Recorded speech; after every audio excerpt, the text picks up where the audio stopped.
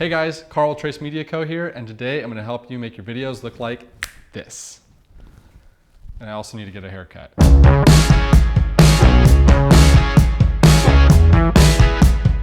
First thing you need to get is this white backdrop. Now you can get these on B&H or Amazon for fairly inexpensive, somewhere in that $50 to $60 range. And you can get paper or vinyl or fabric. Really, it's your choice. And you can get them in white, black, green, things of that nature. I'll leave a link to a few of these below. Once you hang the backdrop, you're going to need to light it. Now the goal is to light it as evenly as possible. I usually light it with 2 lights on the outsides and kind of flood in that background as much as possible. Once it's lit evenly, you're going to want to set up your camera. You're going to need to overexpose your camera by about 2 stops. So that way you're able to underexpose the subject to make them stand away from the background as much as possible. So setting up the lights on the outsides, I usually set them about 2 to 3 feet away from the wall, and I position them so they flood out the whole background. That way there's no light from the background bleeding onto the subject. You want to separate them as much as possible. Then I'll set my camera up about 6 to 8 feet away from the wall and place my subject, today myself, in the center of that. Somewhere in the realm of 3 feet from the wall and 3 feet from the camera. That's usually where I set it up as. And you want enough area around the person of kill space, I like to call it, that you can crop out in post. And I'll show you how to do that down the road in this video. Now adjusting for the background, we're gonna do that first. I'm gonna turn off these lights up front to show you what it'll look like if the front is not lit up at all. So right now I'm black, there's no light on me at all. I'm just pretty much a silhouette. There's a little bit of light coming in from the outside that's bleeding onto me a little bit. So what it's doing is it's giving me a perfect example of my silhouette, which is exactly what we want. We want to light the background really bright and make me as dark as possible to start off with. Now the next step is to light our subject away from the wall, now that we know that that's set up right. Now all you have to do is expose for your subject.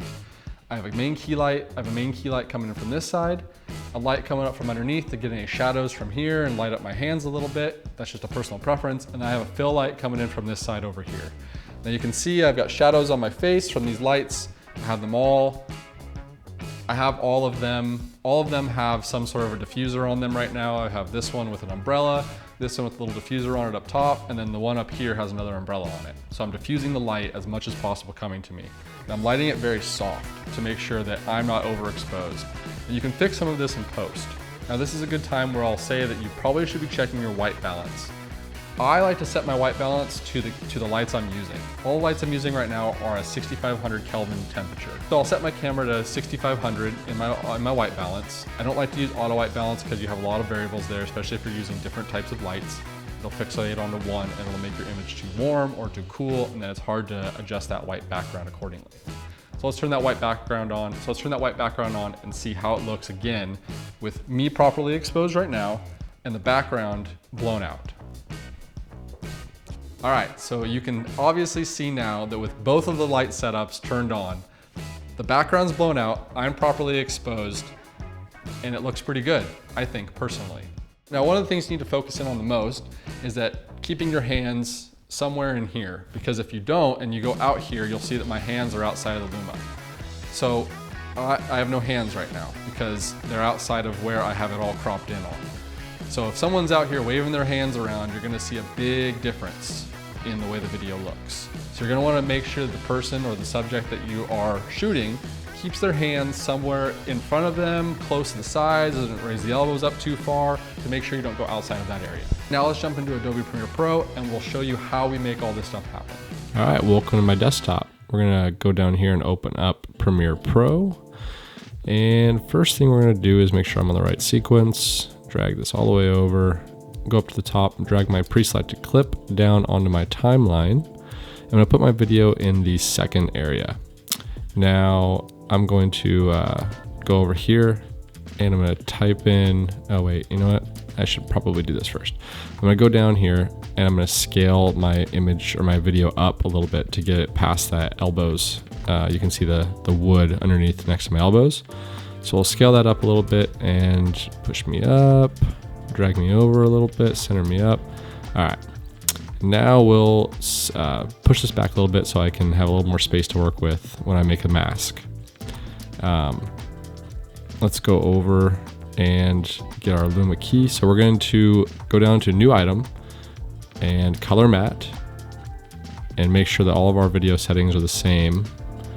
Okay, look good. We'll drop this down to the very corner in the white area, which is FFFFFFF.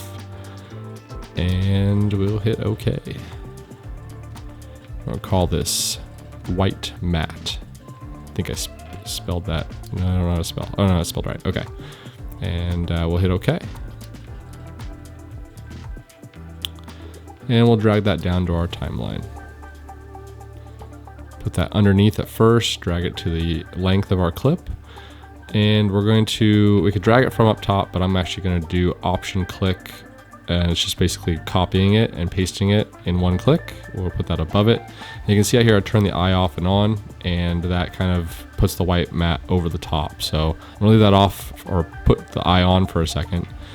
I'm gonna come over here to my effects tab and type in, I already have it typed in, but you're gonna type in track matte key. And you're gonna drag that down onto your clip itself. Once we have that on the actual clip, we're going to come over to our effects tab and we're going to make a new mask. And we're going to mask around the subject. Now I have a lot of white space on the outside, so I was able to go fairly wide, but you can do this as tight as possible. My hands go up in this clip, so I want to make sure I get all of that. And we'll just connect those together, and that's my mask.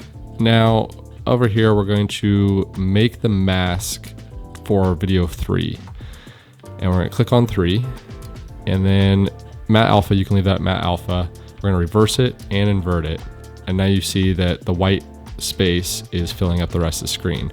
Now you can see right there by my elbow there's a little bit of like darkness, so we're going to go over to Lumetri and we're going to fix that, and I'll show you how to do that in here in a second. So we're going to click on our clip, go over here to Lumetri, and we're going to bump up those whites a little bit.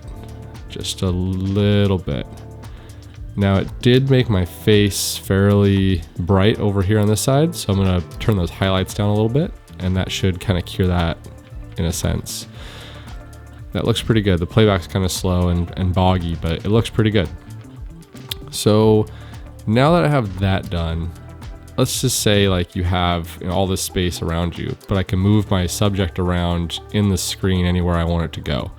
So I'm going to put myself all the way over to the left hand side, and then I'm going to drop in my title from this video, and I'm going to make this like a separate intro basically. So I'm going to scale this down a little bit.